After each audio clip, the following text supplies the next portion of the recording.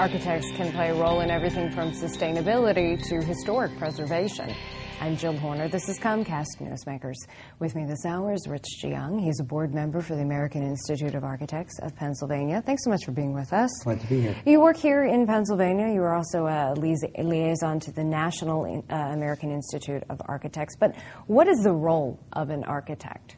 Well, many people don't understand what architects do, and architects, of course, design the buildings that we live in and work in.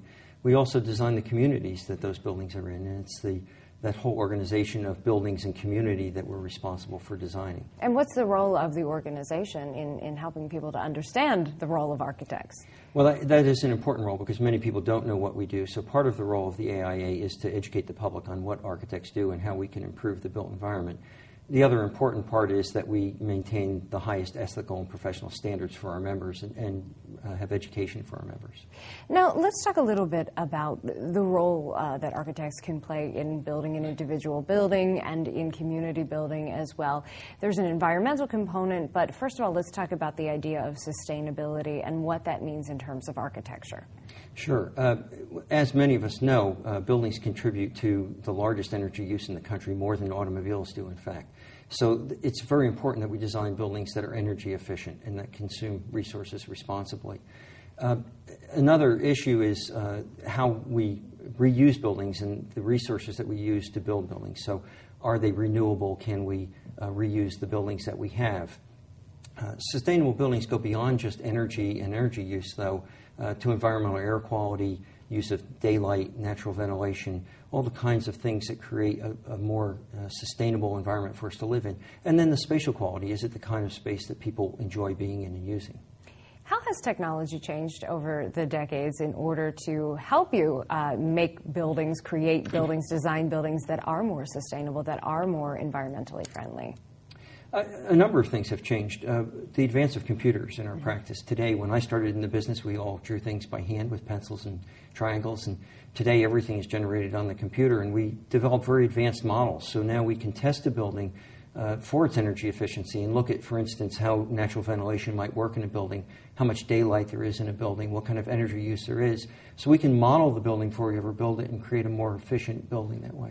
What about the idea of livable communities and working to eliminate some of the sprawl that we've seen over the decades? What kind of impact does sprawl have? What makes for a more livable community? Sure. There have been some recent reports that show us that the kind of sprawl we've experienced in our communities over the past 30 or 40 years results in increased energy use because of the reliance on the automobile.